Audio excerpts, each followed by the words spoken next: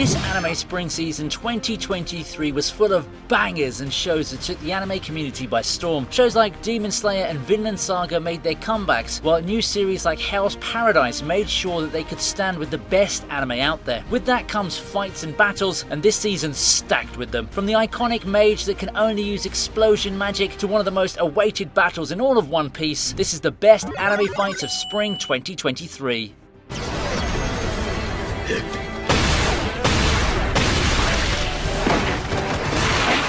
What happens when Harry Potter meets One Punch Man?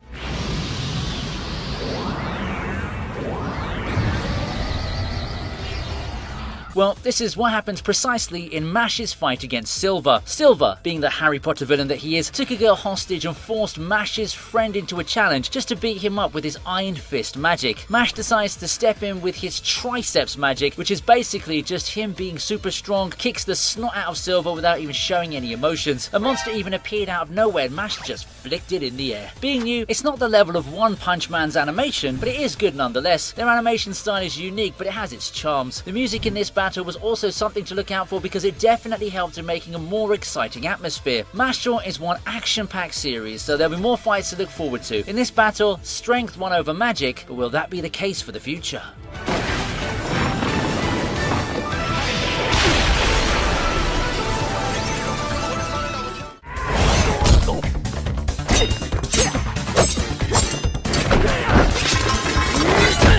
This anime is about kids raised by robots in a post-apocalyptic Japan with supernatural creatures lurking beyond the safety of the walls. Yep, this sounds like a mishmash of every genre out there, but Heavenly Delusion is one of the most well-animated fights this season. While being surrounded by a group of thugs, Kiruko decides to retreat, but Maru, being the badass that he is, decides to just get it over with and fight. The thing with Maru is that the boy has great physical abilities and special powers to slay supernatural beasts, making him a bit of an outlier. He dodges everything from knives to pipes and beats them up with a little bit of that parkour action. The animation was nothing but stunning, and the movements were more fluid than some action anime out there. But there's more still to come.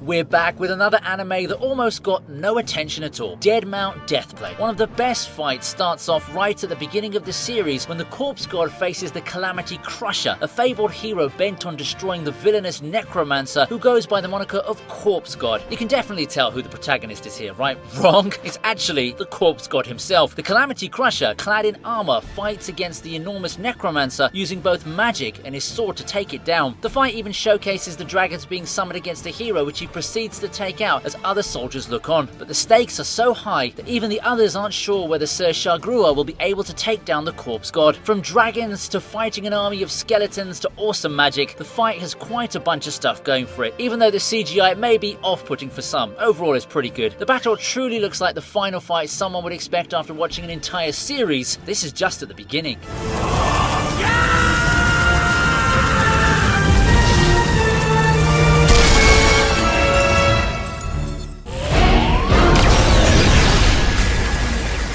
Who doesn't like seeing enormous robots clashing in deep space with lasers, swords, and flying weapons? So let's move on to Mobile Suit Gundam, The Witch from Mercury, Guel vs Shaddiq. Fans of the Gundam franchise are there specifically for the sci-fi goodness that the numerous series has to offer, and The Witch from Mercury certainly turns the animation up a notch or two. If you think The Witch from Mercury is more vanilla than the rest of the shows in the series, then you couldn't be more wrong. With the pilots both having engaging backstories, the fight becomes a 2 versus 1, and in the end, it seems that no one won with all the mobile suits destroyed. The mechs look brilliant and the clashes feel like they have some real weight to them. Considering that it wasn't just a fight of mobile suits, but rather a clash of ideals, puts the entirety of the fight on even higher ground. The lighting was done very well, and you can really feel the emotions even though we're mostly seeing mechs and not the characters. As always though, Gundam delivers to its fans.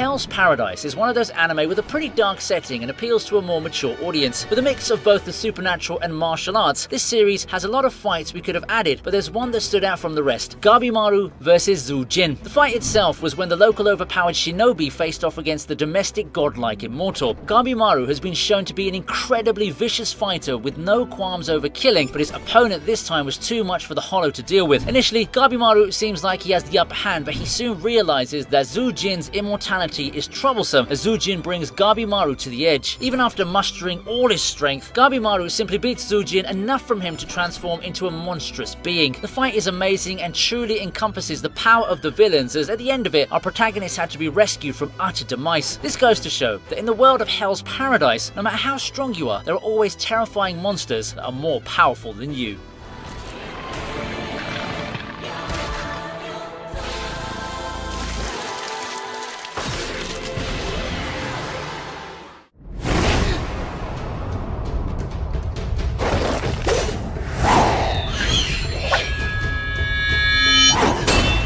Thorfinn turned from a lovable child to a bloodthirsty warrior Viking to a pacifist adult badass. Wait a minute!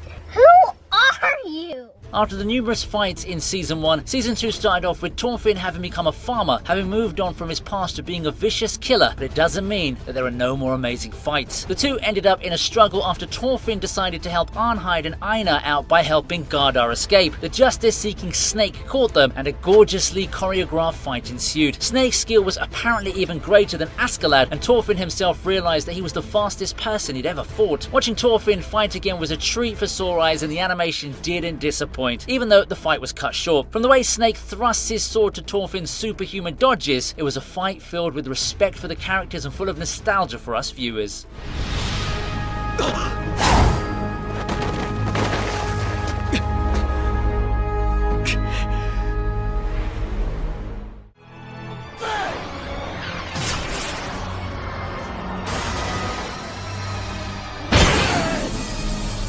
This entry is the latest fight to grace the screens of anime watchers all around, and quite possibly one of the coolest in the series. There are a bunch of epic fights in the new Black Clover movie, but the one that takes the cake is definitely the fight between Asta and Conrad Leto, because who doesn't want to see our protagonist fight a wizard king bent on destroying the entire nation? The fight has high stakes and a clash of ideals takes place, backed up with stunning animation from Studio Pierrot, which is heavenly compared to the series. Everything from Conrad's attacks to Asta's demon form was eye-candy to any anime fan. With the country on the line, Asta uses the Imperial Sword along with his demon form and clashes with Conrad's spell, leading to one of the most stunning sequences in the entire fight. It's not just the animation, even the soundtrack was magical. All we can say is, the wait was definitely worth it.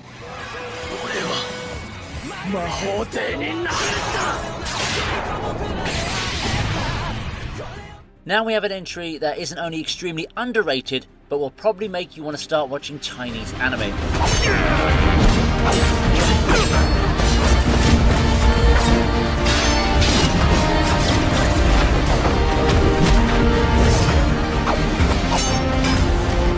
Blade of the Guardians is a Chinese anime, and this fight scene is actually better than some mainstream anime. After an amazing battle where the MC Dao Ma, that looks like Musashi from Vagabond and the Double-Headed Snake, obliterate a group of swordsmen, they and Changuren, who has a butt chin, fight each other in an all-out brawl. The fight between the three was nothing short of thrilling, as swords clashed and we get to see some amazing fight choreography. Not only that, but it had depth to it as well because of the Double-Headed Snake sacrifice and the godly combo the two fighters executed. The music was pristine, and when the fight reaches its climax, in a moment of rage and awesomeness, Changuren bites the dust in one of the most spectacular finishing slashes in all of anime, as Daoma gives some of the coldest life advice ever. This goes to show that Chinese animation is getting better and better. Japanese anime might have some competition from now.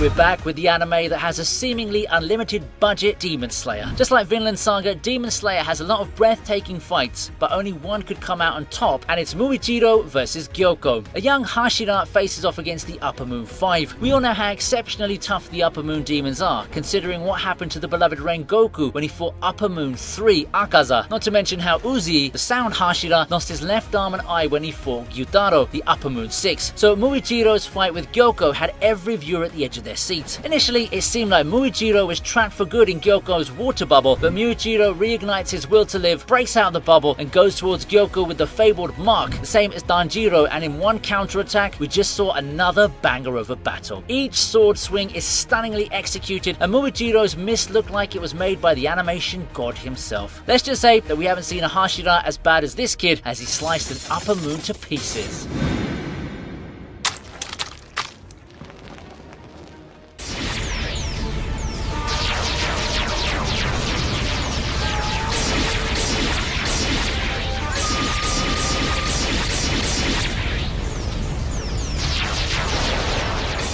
What happens when an unstoppable force meets a flying dinosaur thing with flames coming out of his back? A super epic fight scene, that's what. Zoro, Luffy's most trusted crewmate and the vice captain of the Straw Hats Pirates, fights against King, Kaido's strongest subordinate and the lone survivor of the Lunarian race. The fight between the two first mates was absolutely amazing, with great visuals and a great soundtrack to boot. Zoro brought out all the stops since King had the ability to make himself invulnerable whether the Lunarian flames on his back were active. The animations were out of this world, and Toei definitely learned something from Ufotable. From the flame dragons to Zoro's sword strikes, everything was on point. In the end, it was the King of Hell that came out on top after a spectacular display of swordsmanship that would have made anyone have goosebumps. It was the fight everyone had been waiting for, and let's just say Toei made people pass out from the godly animation.